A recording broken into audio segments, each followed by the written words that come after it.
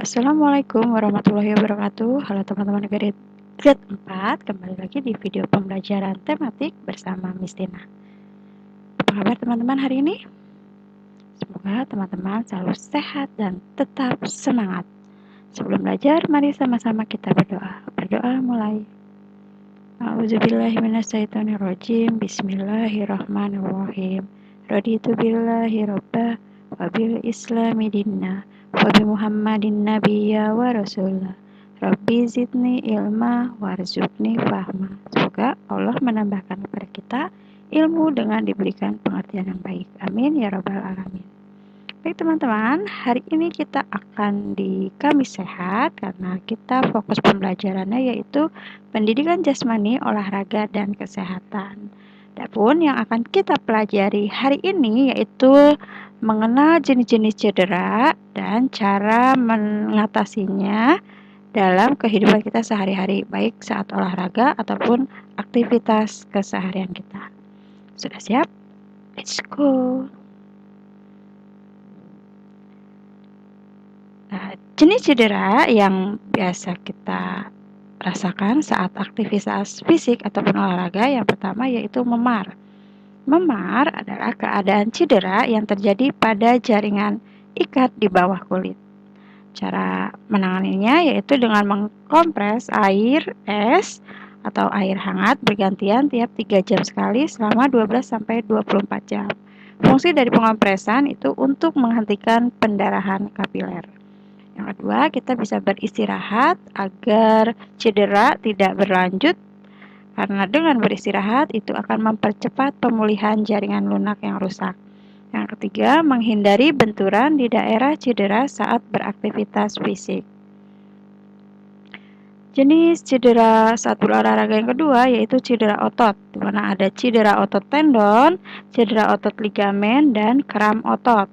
Cedera otot tendon yaitu otot yang menghubungkan antara otot, sendi, atau otot dan tulang.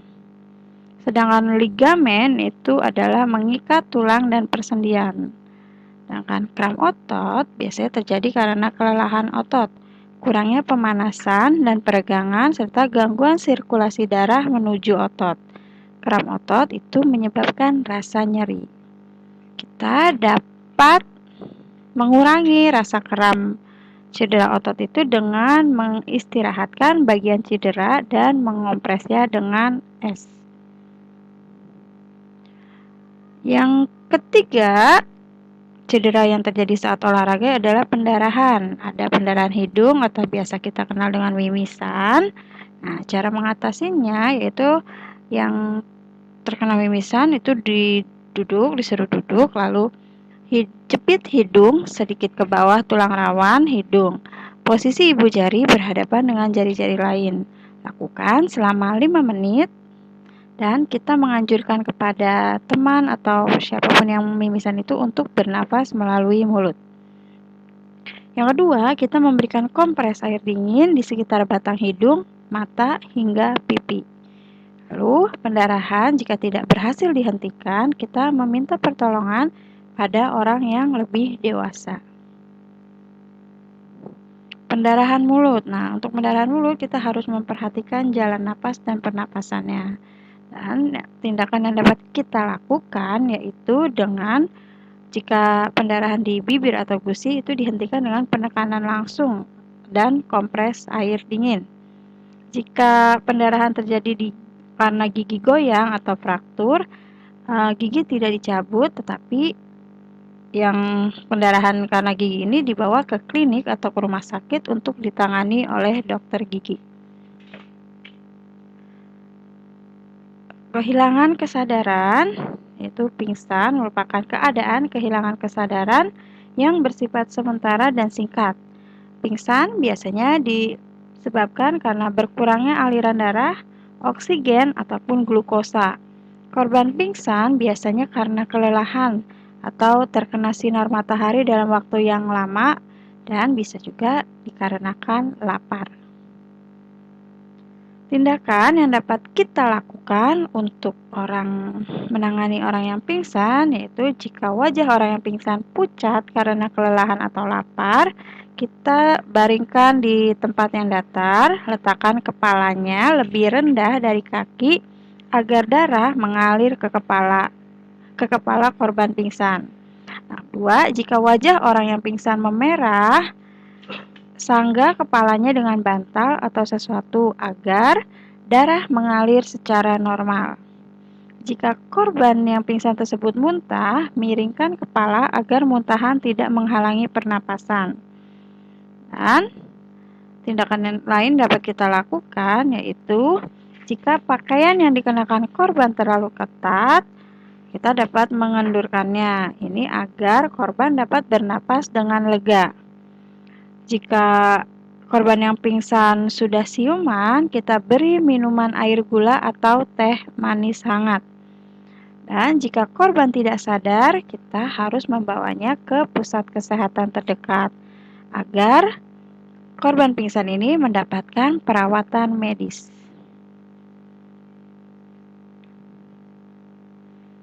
Cedera yang dapat kita alami dalam kegiatan sehari-hari, yang pertama yaitu luka iris.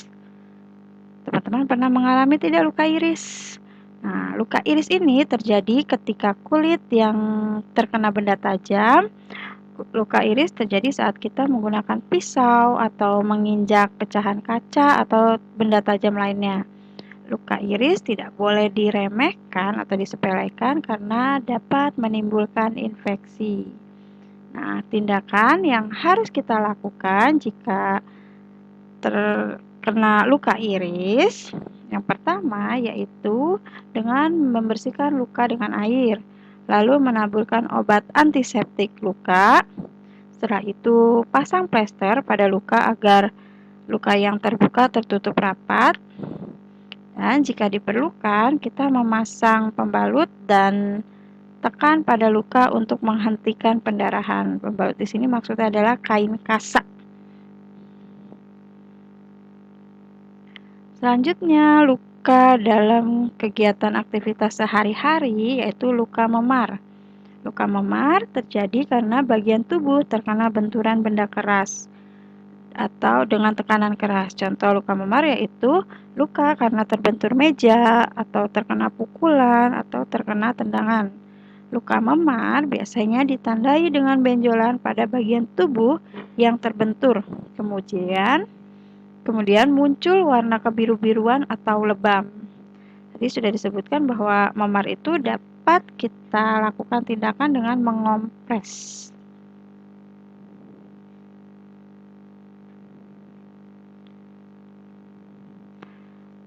Cedera dalam kegiatan sehari-hari yang berikutnya yaitu luka lecet. Nah, biasanya teman-teman luka lecet karena apa? Bisa karena sepatu ya. Biasanya kita lecet di bagian belakang jika sepatunya tidak sesuai atau kesempitan. Luka lecet itu terjadi akibat permukaan kulit tergesek permukaan kasar. Luka lecet umumnya lebih sakit atau perih daripada luka iris. Luka lecet dapat menyakitkan karena menjangkau banyak ujung saraf di bawah kulit. Tindakan yang dapat kita lakukan untuk menangani luka lecet yaitu kita mencuci kulit yang lecet dengan air lalu memberi obat antiseptik. Kita gunakan kain kasa untuk mengelap kulit yang lecet. Lalu bersihkan tanah atau pasir yang menempel, tekan bagian lecet dengan kasa bersih untuk menghentikan pendarahan. Tutup luka dengan plester yang berpembalut lebar untuk menutup luka di sekelilingnya. Nah, cedera berikutnya dalam kegiatan sehari-hari yaitu luka tusuk. Nah, ini terkena duri. Luka tusuk itu diakibatkan benda berujung runcing atau tajam. Luka tusuk umumnya disebabkan benda runcing seperti garpu, gunting, obeng, anak panah, pecahan kaca, pensil, dan ballpoint atau pulpen. Tindakan yang dapat kita lakukan untuk menangani luka tusuk, jika masih terdapat benda tajam pada luka, sebaiknya tidak dicabut. Benda tajam yang tertancap mencegah pendarahan lebih banyak. Lalu kita melakukan penekanan pada sekitar benda tersebut untuk mencegah pendarahan lebih banyak pada luka. Lalu segera kita bawa korban ke rumah sakit atau klinik untuk mendapatkan pertolongan medis. Jenis cedera selanjutnya dalam kehidupan sehari-hari atau kegiatan sehari-hari adalah luka gigitan. Luka gigitan itu penting diperhatikan dalam dunia kedokteran. Luka ini dapat menyebabkan kerusakan jaringan secara umum, pendarahan serius jika pembuluh darah besar terluka, infeksi oleh bakteri atau patogen lainnya seperti rabies, dapat mengandung racun seperti pada gigitan ular. Awal dari peradangan dan gatal-gatal. Tindakan untuk menangani luka gigitan yaitu bersikap tenang dan jangan panik. Segera cuci luka dengan sabun, antibakteri, dan bilas dengan air bersih. Lalu, oleskan krim antibiotik pada luka, kemudian balut luka dengan kain kasa. Nah, biasanya juga luka gigitan itu karena binatang berbahaya, seperti yang dapat menimbulkan penyakit rabies seperti gigitan anjing, rakun, kelelawar, dan kucing. Nah, kita dapat melakukan tindakan untuk menangani luka dari binatang yaitu dengan mencuci luka dengan sabun dan air bersih selama 10-15 menit, lalu mengoleskan dengan cairan alkohol atau cairan antiseptik, lalu membawa ke dokter atau rumah sakit terdekat jika luka akibat gigitan menunjukkan tanda infeksi seperti bengkak, kemerahan, dan nyeri.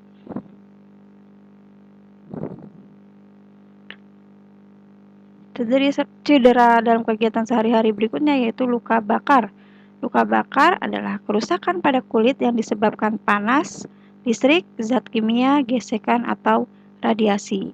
Luka bakar mengakibatkan gejala seperti kulit melepuh, mengelupas, hangus, dan pembengkakan. Biasanya menimbulkan gelembung cairan di bawah kulit. Luka bakar juga dapat melukai bagian tubuh lain seperti otot, pembuluh darah, saraf, paru-paru, dan mata. Nah, ini jenis cedera dan peralatan yang kita butuhkan. Jika luka iris, peralatannya yaitu obat antiseptik luka, plester, dan pembalut tekan. Jika luka memar itu air es, air hangat, dan handuk. Jika luka lecet itu obat antiseptik, luka, kain kasa, dan pembalut lebar. Jika luka tusuk, obat antibiotik luka, plester, dan pembalut tekan. Jika luka gigitan itu krim antibiotik, kain kasa, alkohol, dan obat antiseptik. Untuk luka bakar itu plastik bening, steril, kain kasa, dan obat luka bakar. Untuk obat antiseptik itu air es dan air dingin. Sedangkan untuk pendarahan kain kasa. Ini biasanya kita di rumah mempunyai kotak P3K untuk pertolongan pertama. Biasanya suka ada obat-obat atau minyak-minyak yang dapat mengobati luka-luka untuk kegiatan sehari-hari ataupun olahraga. Oke teman-teman, tugas teman-teman materi kita hari ini yaitu mempraktekkan cara menangani luka memar. Dan yang kedua, teman-teman menjawab pertanyaan yang Miss Tina berikan. Oke teman-teman, sekian materi kita hari ini. Terima kasih sudah menyimak video pembelajaran Miss Tina. Jangan lupa untuk menghindarkan penularan COVID-19, ingat 3M, memakai masker, menjaga jarak, dan mencuci tangan. Wabillahi taufiq wal hidayah. Wassalamualaikum warahmatullahi wabarakatuh. Selalu semangat.